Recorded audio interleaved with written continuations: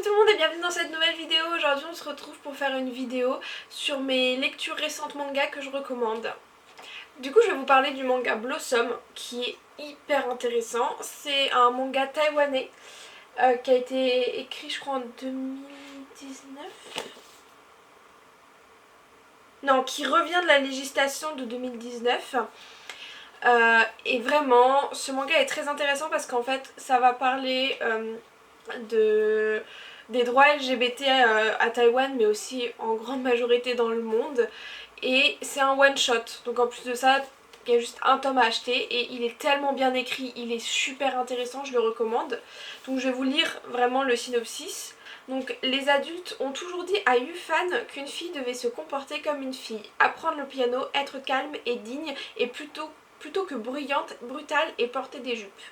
Sous la pression de sa mère et de sa grand-mère, Yufan n'a d'autre choix que de cacher qui elle est vraiment et de s'habiller comme les autres filles qu'elles veulent qu'elles soient.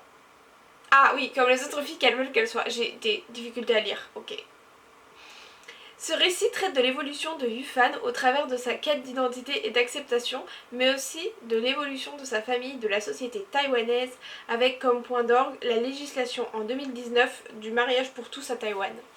Et vraiment, ce manga, il est incroyable, les graphismes, ils sont trop cool. Genre, on va essayer de vous en trouver sans trop de spoil. On va prendre sur le début du coup. Mais, déjà rien que cette image, elle est magnifique. Non mais vraiment, il n'y a rien à dire quoi. C'est trop beau, il est trop bien et c'est un one shot. Ça coûte pas cher du coup de faire la collection parce qu'il n'y en a qu'un seul à acheter. En deux, je vais vous parler d'un manga que vous connaissez très certainement parce qu'il a fait un petit peu le buzz, on va dire. Oshinoko. Voilà, Oshinoko, vraiment pareil, c'est un manga que je vous conseille énormément.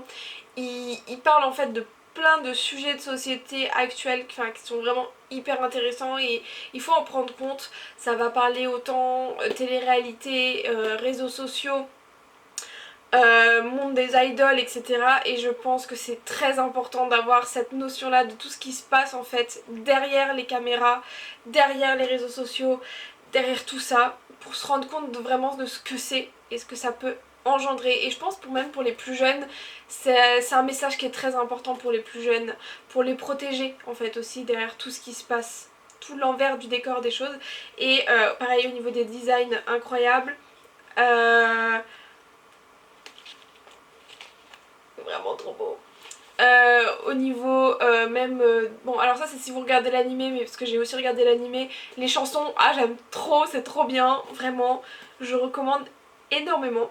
Et du coup je vais aussi vous lire le synopsis si vous l'avez pas entendu. Dans le monde du spectacle, enfin si vous ne l'avez pas vu plutôt, dans le monde du spectacle le mensonge est une arme. Le docteur Goro est obstétricien dans un hôpital de campagne. Il est loin du monde des paillettes dans lequel évolue Ayoshino, une chanteuse au succès grandissant dont il est fan absolu. Ces deux-là vont se rencontrer dans des circonstances exceptionnelles qui changeront leur vie à jamais. Et vraiment, je vous conseille soit de regarder l'anime, soit de lire le manga, mais très important. En numéro 3, je vais vous parler des carnets de l'apothicaire. Pareil, il est assez connu. Mais franchement je vous le recommande aussi énormément si vous ne l'avez pas lu ou vu, parce qu'il est aussi sorti en animé. Moi je fais aussi l'animé actuellement, enfin je regarde aussi l'animé et franchement je vous le recommande beaucoup. J'adore l'héroïne Mao Mao, je sais pas, elle me fait trop rire, elle est trop rigolote. L'histoire je la trouve assez originale et hyper intéressante, elle est vraiment recherchée l'histoire et j'adore. Alors les designs, le côté, moi j'adore ce style aussi ancien, sur l'ancien temps, les temps impériaux, etc. Vraiment j'adore ce style vestimentaire et même ce style d'architecture. Donc je suis fan de ce manga. Et pareil, je vais vous lire l'intrigue. À 17 ans, Mao Mao a une vie compliquée. Formée dès son jeune âge pour être un apothicaire de quartier des plaisirs, elle se retrouve enlevée et vendue comme servante dans le quartier des femmes du palais impérial. Entouré des hauts murs, il est coupé du monde extérieur. Afin de survivre dans cette prison de luxe grouillant de complots et de basses manœuvres, la jeune fille tente de cacher ses connaissances pour se fondre dans la masse. Mais quand les morts suspecte de prince nouveau-né mettre la cour en émoi, sa passion pour les poisons prend le dessus. Elle observe, enquête et trouve la solution. En voulant bien faire, la voilà repérée. Ting She, haut fonctionnaire aussi beau que calculateur, devine son talent et l'a promue goûteuse personnelle d'une des favorites de l'empereur. Au beau milieu de ce nid de serpents, les moindres faux pas peuvent leur être fatals. Et aussi c'est bien, c'est ce que j'aime bien aussi tant, c'est vraiment ce côté enquête. J'adore tout ce qui est enquête, ça rajoute du suspense. Donc les carnets de l'apothicaire, je vous le recommande soit à lire, soit à regarder. Il est sur Crunchyroll. En numéro 4, je vais vous parler de l'Éden des sorcières. Alors c'est vraiment un univers que j'aime beaucoup, le côté sorcière, nature, etc. Mais en fait c'est sorcière mais avec un côté assez réaliste quand même. Alors certes hein, il y a des choses qui sont pas du tout réalistes dedans, mais c'est vraiment ce côté sorcière réaliste, un peu côté Hitchcock, etc. que j'adore par-dessus tout.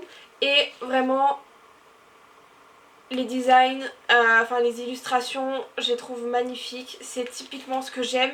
Ça change un peu, ça sort un peu de d'habitude et j'aime énormément. Bon là on voit un peu mal parce qu'il y a Mary Light qui éclaire, mais vraiment magnifique. Donc vraiment un univers que j'aime beaucoup si vous aimez beaucoup ces univers là, sorcière, cottagecore, nature et tout ça tourné autour de créatures magiques, c'est incroyable, il faut le lire. Et pareil, je vais vous lire le synopsis. Autrefois, plantes et animaux vivaient en harmonie, jusqu'à l'arrivée de l'homme. Incapable de coexister avec les autres espèces, il les a détruites sans remords. Faune et flore ont alors décidé de fuir et de se cacher. Voilà des centaines d'années que le monde n'est plus qu'une vaste étendue désolée. Pourtant, il existe encore des rares enclos de verdure, ce sont des repères secrets des sorcières, ces femmes d'exception sensibles à l'appel des plantes, rendues responsables de leur disparition, elles sont la cible de la haine des humains. Pili a grandi dans un de ces sanctuaires. Élevée par la puissance Toura, elle se tente de développer ses pouvoirs sans succès. Pour l'encourager, la vieille femme lui offre une graine qui doit la mener un jour à l'Éden.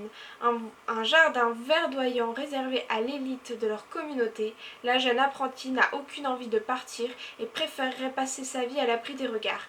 Mais son monde s'écroule le jour où des hommes en armes s'introduisent dans sa cachette. Face à la violence des envahisseurs, tout semble perdu, quand soudain la graine de Pili donne naissance à un énorme loup, mi-animal, mi-végétal.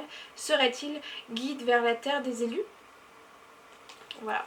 Et je répète, il est trop bien et on n'en parle pas assez, il faut qu'on en parle plus. Je recommande aussi beaucoup. Ouais, j'ai des notes sur mes genoux parce que des fois j'oublie beaucoup de trucs. Oui, d'ailleurs, j'ai pas regardé mes notes mais je viens de m'en souvenir. Au niveau de l'univers, si vous aimez Princesse Mononoke, je pense que vous allez beaucoup apprécier ce manga parce qu'en fait c'est un peu... On voit un peu derrière, si on regarde bien, un peu du Princesse Mononoke et... Du coup, vraiment, si vous aimez, je pense, l'univers de Princesse Mononoke, vous aimerez cet univers-là. Alors, je vais passer par contre là à des œuvres qui sont un petit peu plus sombres, hein, on va pas se mentir. Donc, c'est pour des publics avertis. Hein, on va avoir en cinquième, du coup, Many Reasons Why. Donc là, ça va parler, c'est une jeune fille, ça va parler de suicide. C'est une jeune fille qui s'est suicidée à la suite dans leur établissement. Et va y avoir toute une enquête, donc on retrouve ce côté enquête que j'aime beaucoup. Et du coup ils vont enquêter pourquoi cette jeune fille s'est suicidée. Et en fait j'aime beaucoup de toute façon tout ce qui se passe dans les milieux scolaires avec des enquêtes comme ça sur ce sujet là, j'aime énormément. Et du coup je vais vous lire le synopsis. Tsubaki est une jeune lycéenne sans histoire, studieuse et admirée de tous, mais à la surprise générale, elle se suicide dans l'enceinte du lycée. Au retour de ses obsèques, tous ses camarades trouvent une enveloppe sur leur pupitre. Ils décident de lire chacun leur tour le contenu de leur lettre pour comprendre son geste. Et vraiment, je le recommande, mais pareil, public averti quand même un minimum. Et pour finir, Adaban, là par contre, vraiment, si vous êtes jeune, si vous êtes sensible, ne le lisez pas. Je déconseille déjà pour les moins de 16 ans. Je le conseille pas pour les moins de 16 ans. Et pour les personnes sensibles. Mais par contre je trouve que c'est vraiment un manga incroyable. Pareil, c'est sur une enquête, sur un meurtre. Donc moi tout ce qui est, de toute façon, tout ce qui est enquête, meurtre et tout ça j'adore. Et c'est tellement bien écrit, il y a tellement de suspense. Vraiment c'est en 3 tomes, donc en plus de ça c'est vraiment pas long. Mais t'as vraiment un suspense et ça te prend parce que tu vas absolument savoir comprendre. Donc par contre attention, trigger warning, viol et meurtre dedans, hein. Donc c'est pour ça que je dis c'est public averti. Mais vraiment c'est un manga que je recommande à 100%. Il est incroyable, il est tellement bien écrit, je recommande. Et du coup, je vais vous lire aussi le synopsis. La tranquillité d'une petite ville japonaise recouverte de neige est brutalement perturbée par un meurtre odieux. Le corps démembré d'une lycéenne du nom de Mako Igarashi est retrouvé près d'un lac. Bientôt, Mizuki Aikawa, élève au même lycée que la victime, revendique les faits auprès des forces de police locales. Cependant, alors qu'elle relate les événements, le doute s'invite progressivement dans la tête de ses avocats. Quel lourd secret Mako et Mizuki partagent-elles? Voici le récit d'une lutte au cœur des ténèbres et de l'âme humaine et de ses perversions. Et voilà. Et genre vraiment, il est incroyable. Faut que j'arrête de bouger comme ça, mais il est incroyable. Je vous le recommande à 100%. Et pareil, niveau illustration, c'est magnifique. Vraiment, il est trop beau. Donc là, je vous montre les illustrations en images pour pas trop vous montrer les de spoil en fait. Mais du coup, on va rester sur le début du manga. Voilà. Du coup, voici pour cette vidéo. J'ai fait le tour des mangas que j'ai lus récemment. J'en referai quand j'aurai une certaine pile de mangas lus. Et j'espère qu'elle vous aura plu, qu'elle vous aura donné envie de lire ce manga-là que je vous ai présenté. Si la vidéo vous a plu, n'hésitez pas à mettre un petit j'aime, un petit commentaire et de vous abonner, ça me fera super plaisir. Bye bye!